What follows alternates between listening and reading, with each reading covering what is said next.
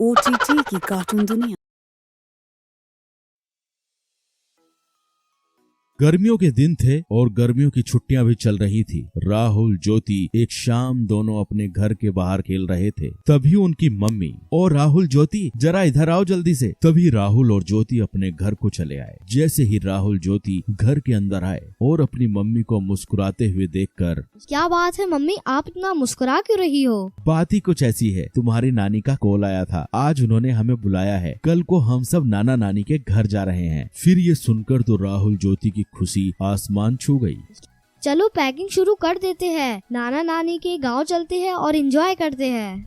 फिर क्या, दूसरे दिन सुबह सब लोग जल्दी नाना नानी के गांव के लिए निकल पड़े। राहुल ज्योति का नानी का घर काफी खूबसूरत और छोटा सा गांव था, जहां सब खेती बाड़ी करते थे और प्यार से रहते थे। राहुल ज्योति जैसे ही नाना नानी के घर पहुंचे तो उनके स्वागत के लिए नाना नानी तैयार खड़े थे। राहुल ज्योति को नाना नानी बोले, राहुल ज्योति आ जाओ, हमारे पास को आ जाओ। फिर राहुल और ज्योति नाना नानी के पास जाकर उनसे लिपट गए। फिर खास नाना नानी की बनाई हुई स्वादिष्ट खाना खाकर राहुल ज्योति ने थोड़ी देर आराम किया और फिर दोनों अपने नाना नानी हाल का मजा लूटने के लिए तैयार हो गए। ये लो, तुम दोनों के लिए मैंने खास इमली का रस बनाया है, इसे जल्दी से पी लो, इसे गर्मी में पिया जाता है। नानी की बनाई हुई इमली का रस पीकर तो राहुल ज्योति एकदम तरोताजा हो गए। फिर नानी जी ने आम के पेड़ पर एक बड़ा सा झूला टांगा। राहुल ज्योति झूले पर बैठ गए और झूला झूलते झूलते हवा में बातें करने लग गए और फिर नाना जी के साथ घूमने चले गए। और फिर रात हो गई। फिर राहुल ज्योति नानी जी के साथ रात के खाने के लिए फिर घूमकर घर लौट आए।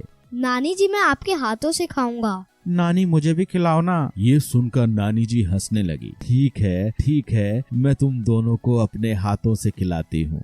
फिर क्या, राहुल ज्योति ने नानी के हाथ से पेट भरकर खाना खाया और खाना खाने के बाद सब लोग सोने की तैयारी करने लगे। और फिर राहुल ज्योति को गर्मी महसूस होने लगी। नानी जी, घर के अंदर कितनी गर्मी महसूस हो रही है, पंखा भी गर्म हवा फेंक रहा है, आपके घर में एसी भी नहीं है। हमें तो एसी की आदत है, अब तो हमें रात भर नींद नहीं आएगी। यह सुनकर नाना नानी के साथ सब लोग हंसने लगे। यह देखकर राहुल और ज्योति ज्यादा कंफ्यूज हो गए।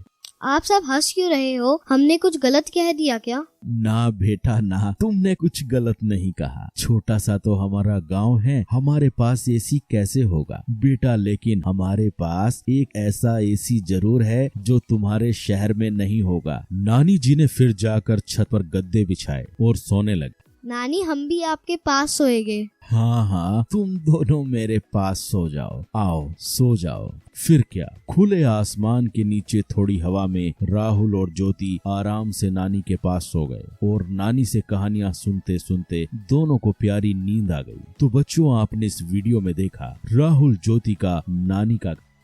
हेलो दोस्तों, कैसे हैं आप सब? हमारी कहानियां देखने के लिए हमारे चैनल को सब्सक्राइब कीजिए